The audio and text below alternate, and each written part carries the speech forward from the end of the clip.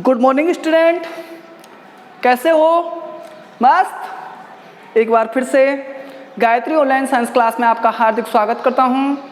तो बेटा last day हमने बात की थी आपसे दैनिक जीवन में उपयोगी कुछ महत्वपूर्ण यौगिक से संबंधी, जिसमें सबसे पहले हमने पढ़ा था सोडियम क्लोराइड को। सोडियम क्लोराइड की हमने आपको निर्माण की विधि बताई थी, उसके उपयोग, उसके गुणधर्म, उनसे संबंधी हमने बात की थी। तो अब अगला नेक्स्ट टॉपिक आता है सोडियम हाइड्रोक्साइड। अगला यौगिक है अपना सोडियम हाइड्रोक्साइड।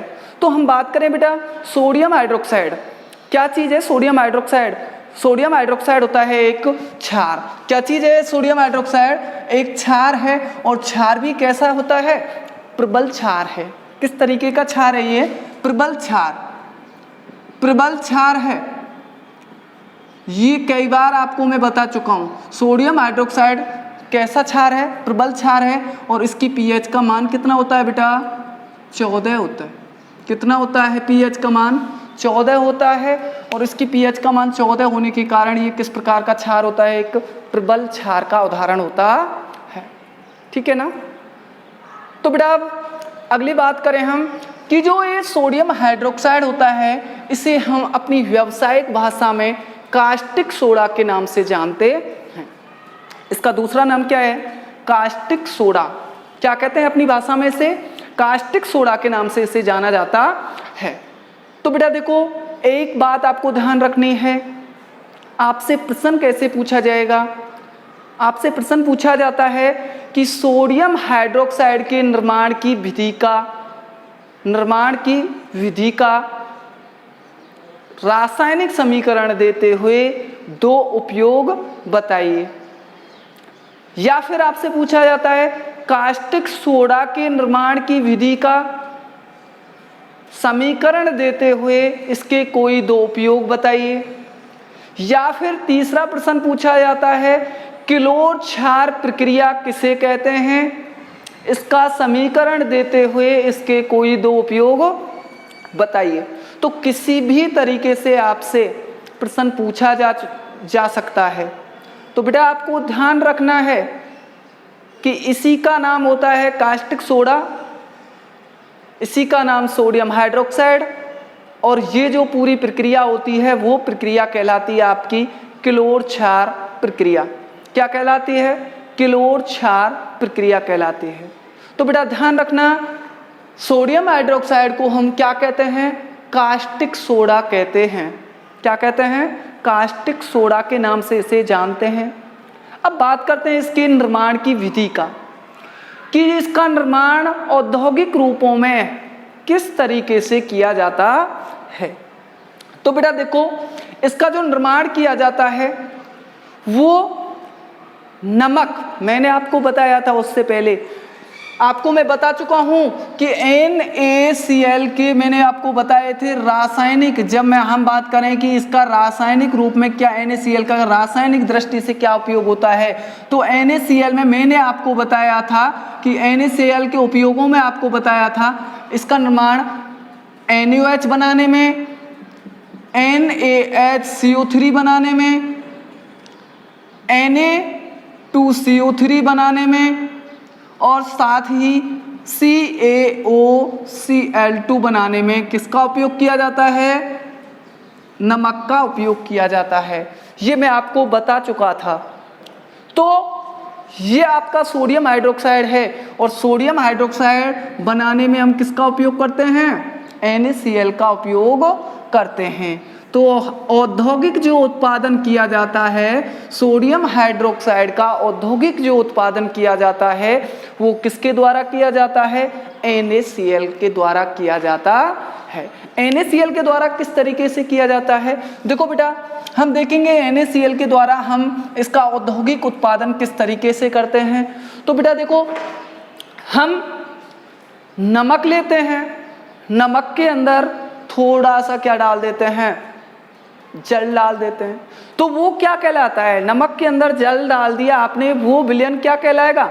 नमक का जलीय विलयन कहलाएगा। अब जैसे ही हम नमक के जलीय विलयन के अंदर दो इलेक्ट्रोड डाल देते हैं, इलेक्ट्रोड डालकर हम उसके अंदर इलेक्ट्रोडों के माध्यम से विद्युत धारा क्या करते हैं, प्रवाहित करते हैं। तो जैसे ही हम विद्युत धारा उसके अंदर प्रवाहित करते हैं तो बेटा एक जो दो इलेक्ट्रोड लिए हैं वो दोनों इलेक्ट्रोड एक तो कैथोड की तरह कार्य करता है और एक एनोड की तरह कार्य करता है। तो हम देखते हैं कि एनोड के नीचे तो क्लोरीन गैस जमा हो जाती है और जो आपका कैथोड होता है, कैथोड पर आपको सोडियम हाइड्रोक्साइड तथा हाइड्रोजन गैस प्राप्त होती है।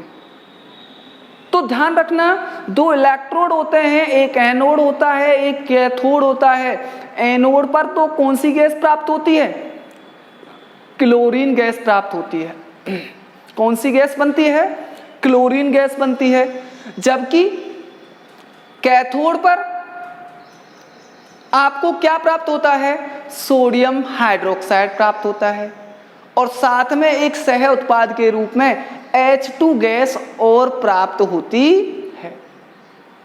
हाइड्रोजन बनाना रहे थे हम, हाइड्रोजन नहीं बनाना चाह रहे थे, लेकिन सह उत्पाद के रूप में हमारे को हाइड्रोजन गैस भी उसके साथ प्राप्त होती है। हमको चाहिए क्या था, सोडियम हाइड्रोक्साइड, वो तो बन ही गया। उसके साथ साथ में हमारे को कौन सी गैस और प्राप्त हो रही है, हाइड्रोजन गैस और प्राप्त होती है। तो इस तरीके से हमारे को नमक के जलीय विलयन में विद्युत धारा प्रवाहित करने से सोडियम हाइड्रोक्साइड प्राप्त हो जाता है। अब इसके अंदर दो चीज बनी है, एक तो बना है भैया कैथोड पर तो बनती है आपकी H2 हाइड्रोजन गैस बनती है और एक बनता है NaOH। NaOH क्या चीज है, क्षार है। और एनोड पर क्या बनती है, एनोड पर बनती है बेटा क्लोरीन गैस। तो इसके अंदर दो चीजें बनती हैं, एक तो क्लोरीन बनती है और एक क्षार बनता है। इसीलिए ये जो पूरी प्रक्रिया होती है, ये प्रक्रिया पूरी क्लोर क्षार, दो चीजों का निर्माण हो रहा है। इसके अंदर दो नई चीजें प्राप्त हो रही हैं आपको, एक तो क्लोरीन प्राप्त हो रही है और एक आपको प्राप्त हो रहा है क्षार। एक तो क्लोरीन प्राप्त होती है, एक प्राप्त होता है आपको क्षार। इसीलिए इसको किस नाम से जानते हैं, क्लोर क्षार प्रक्रिया के नाम से इसे जाना जाता है। कौन सी प्रक्रिया कहते हैं, क्लोर क्षार प्रक्रिया। इसके अंदर दो चीजों का निर्माण होता है, एक तो क्लोरीन का इसलिए क्लोर, और एक बनता है आपका क्षार, इसलिए इस प्रक्रिया को क्या कहते हैं, क्लोर क्षार प्रक्रिया कहते हैं। ठीक है, समझ में आ गई ना। तो सोडियम हाइड्रोक्साइड की जो निर्माण की प्रक्रिया होती है, उसी प्रक्रिया को क्लोर क्षार प्रक्रिया के नाम से जाना जाता है, क्योंकि इसके अंदर आपको क्लोरीन तथा क्षार प्राप्त होते हैं। इसलिए इस प्रक्रिया को एक अन्य नाम से जाना जाता है। वो अन्य नाम क्या होता है, क्लोर क्षार प्रक्रिया होता है। इसलिए आपसे ये प्रश्न पूछा जाता है कि क्लोर क्षार प्रक्रिया किसे कहते हैं। तो क्लोर क्षार प्रक्रिया सोडियम हाइड्रोक्साइड के निर्माण की प्रक्रिया को ही क्या कहा जाता है, क्लोर क्षार प्रक्रिया कहा जाता है। क्लियर।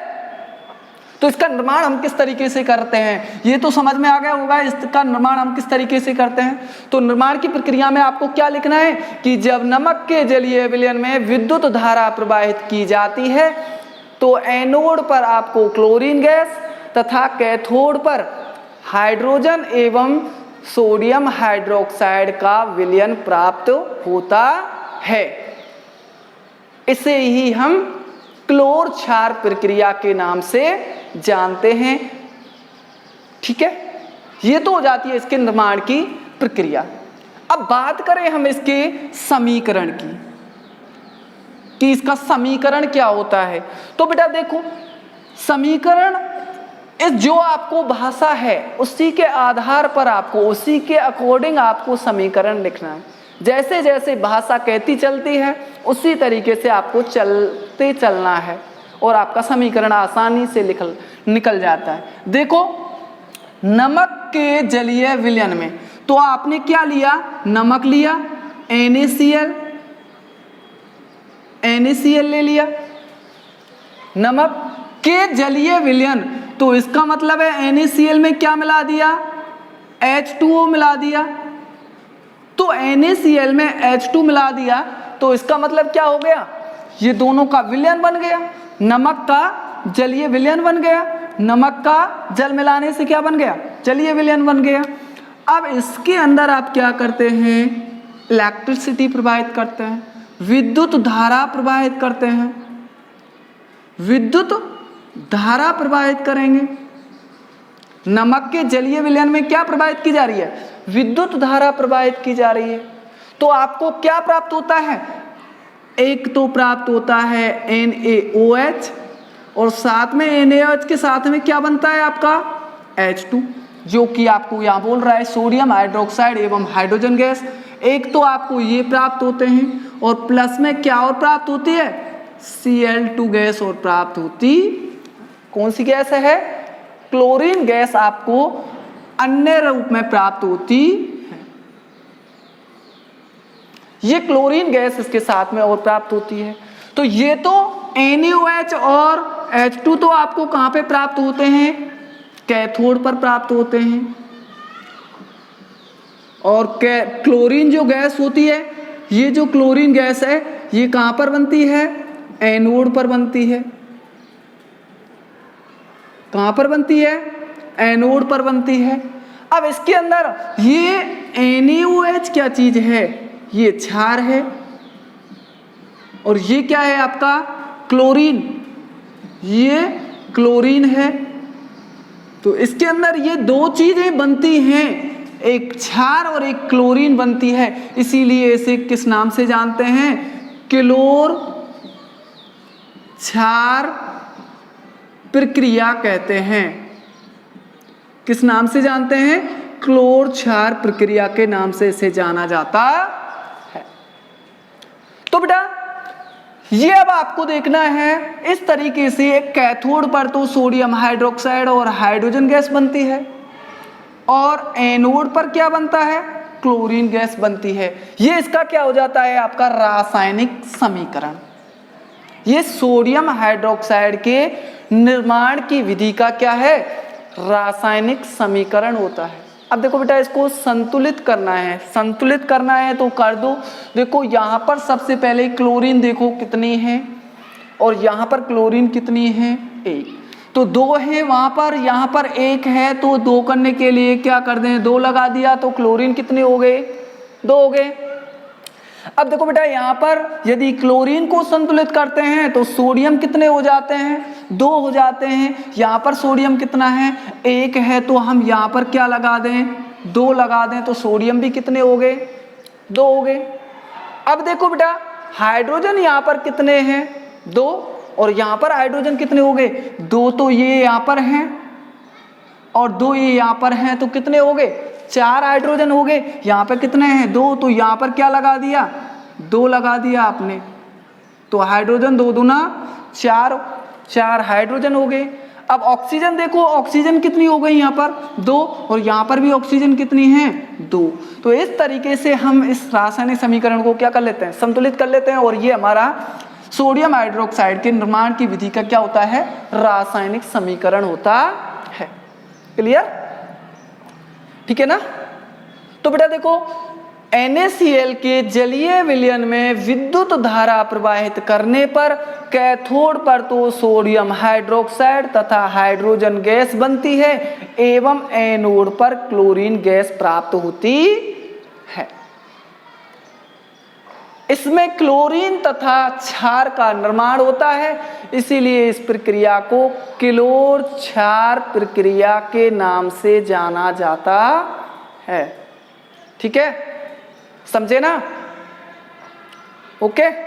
तो बेटा अब हम इसकी बात करते हैं गुणधर्म से संबंधी, कि इसके क्या क्या गुणधर्म होते हैं, सोडियम हाइड्रोक्साइड के गुणधर्म क्या क्या होते हैं।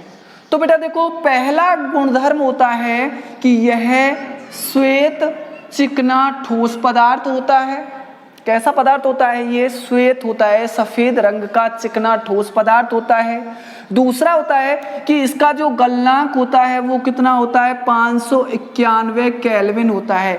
इसका गलनांक कितना होता है, 591 केल्विन होता है। यह कैसा क्षार होता है, प्रबल क्षार है। तो प्रबल क्षार जो होते हैं, आपने परिभाषा पढ़ी है पीछे आपको मैं बता चुका हूं कि प्रबल क्षार किसे कहते हैं। तो प्रबल क्षार जो होते हैं वो जल में पूर्ण रूप से क्या हो जाते हैं, आयनित हो जाते हैं। आयनित का मतलब है पूर्ण रूप से जल में क्या हो जाते हैं, घुल जाते हैं। तो ये प्रबल क्षार होता है जो जल में पूर्ण रूप से आयनित हो जाता है। और चौथा आता है, यह जल में शीघ्र रूप से तेजी के साथ में क्या हो जाता है, घुल जाता है, शीघ्र रूप में विलय होता है। ठीक है, ये इसके कुछ क्या होते हैं, गुणधर्म होते हैं। यहाँ से शायद आपसे प्रश्न कोई भी नहीं पूछा जाता है, केवल इसके निर्माण की प्रक्रिया, रासायनिक समीकरण तथा 2 उपयोग आपसे पूछता है। गुणधर्म संबंधी वो प्रश्न आपसे नहीं करता है, समझे ना। तो इतना फोकस इन पर नहीं रखना है, केवल इसका रासायनिक समीकरण, इसके निर्माण की प्रक्रिया और इसके उपयोग संबंधी आपसे प्रश्न पूछता है। ठीक है ना। तो बेटा अब बात करते हैं हम सोडियम हाइड्रोक्साइड के उपयोग। सोडियम हाइड्रोक्साइड के उपयोग क्या क्या होते हैं। तो देखो बेटा, पहला है इसका उपयोग साबुन, कागज तथा विभिन्न प्रकार के रसायन उद्योगों में भी इसका उपयोग किया जाता है। साबुन, कागज तथा विभिन्न प्रकार के जितने भी विभिन्न प्रकार के रासायनिक उद्योग होते हैं उनमें हम सोडियम हाइड्रोक्साइड का उपयोग करते हैं। दूसरा है बॉक्साइट। ये बॉक्साइट एल्यूमिनियम का क्या होता है, अयस्क होता है। कोई भी जो धातु होती है, आपसे पूछे अयस्क क्या होता है, कोई भी धातु जो होती है मुख्य रूप से वो अयस्कों के रूप में पाई जाती है। और इन अयस्कों का विभिन्न प्रकार की विधियों के माध्यम से क्या किया जाता है, निष्कर्षण किया जाता है, सांद्रण किया जाता है और फिर एक शुद्ध धातु आपको प्राप्त होती है। तो एल्यूमिनियम का अयस्क होता है बॉक्साइट। इसके धातु कर्म के रूप में भी हम इसका उपयोग करते हैं।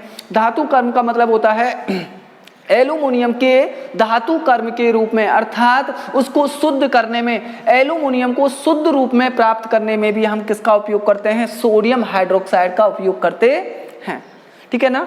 थर्ड नंबर आता है अपना वसा तथा तेलों के निर्माण में भी हम किसका उपयोग करते हैं, किसका उपयोग करते हैं, सोडियम हाइड्रोक्साइड का उपयोग करते हैं।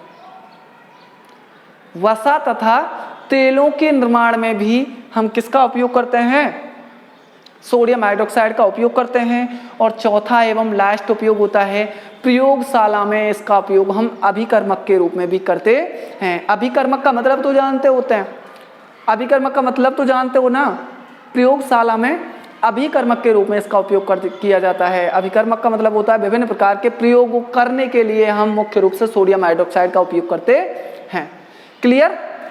तो बेटा ये सोडियम हाइड्रोक्साइड के निर्माण की विधि होती है, ये उसका रासायनिक समीकरण है आपके, ये क्या है, गुणधर्म, और ये होते हैं इसके उपयोग। आपको ध्यान रखना है इनको।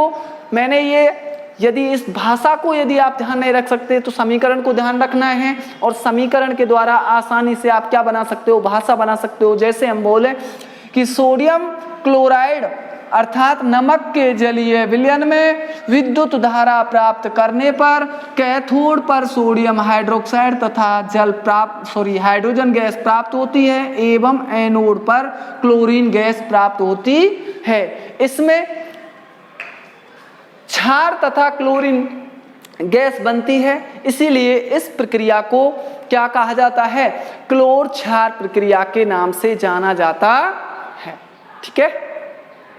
देखो बेटा, मैंने यहाँ पर आपको इस प्रक्रिया का एक नामांकित चित्र बनाया है कि कोई भी हमने एक बीकर लिया, पात्र लिया, उस पात्र के अंदर हमने क्या लगा दिए, 2 इलेक्ट्रोड ले लिए। इलेक्ट्रोड क्या होता है, इलेक्ट्रोड आपने सेल देखा होगा, सेल के अंदर आपने उसको फोड़ के हम देखते हैं कि एक रॉड के समान काला काला पदार्थ आपको बीच में दिखाई देता है। तो वो मुख्य रूप से क्या होता है, इलेक्ट्रोड तरह होता है। क्या होता है, इलेक्ट्रोड होता है, वो इलेक्ट्रोड की तरह कार्य करता है। तो ऐसे ही हमने ये 2 रोड होते हैं, ये दोनों रोड इसके अंदर डाल दी हैं, नमक के जलीय विलयन के अंदर डाल देते हैं। और ये जो 2 रॉड होती हैं इनको क्या कहा जाता है, इलेक्ट्रोड कहा जाता है। इन इलेक्ट्रोडों में एक तो एनोड की तरह कार्य करता है, एक कैथोड की तरह कार्य करता है। तो जैसे ही अब इन इलेक्ट्रोडों को किससे जोड़ दिया हमने? बैटरी से जोड़ दिया। किससे जोड़ दिया? बैटरी से जोड़ दिया। तो बैटरी से जोड़ने पर अब हम इसमें धारा प्रवाहित करते हैं। बैटरी का कार्य क्या होता है?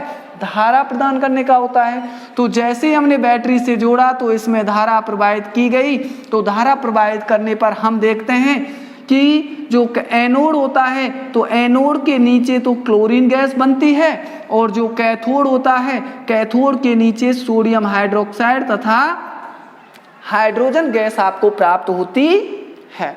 इस तरीके से ये सोडियम हाइड्रोक्साइड का निर्माण होता रहता है औद्योगिक रूप में। ठीक है ना? तो ये बात हो जाती है हमारी सोडियम हाइड्रोक्साइड से संबंधी। उसके बाद में हमारा तीसरा यौगिक आता है आप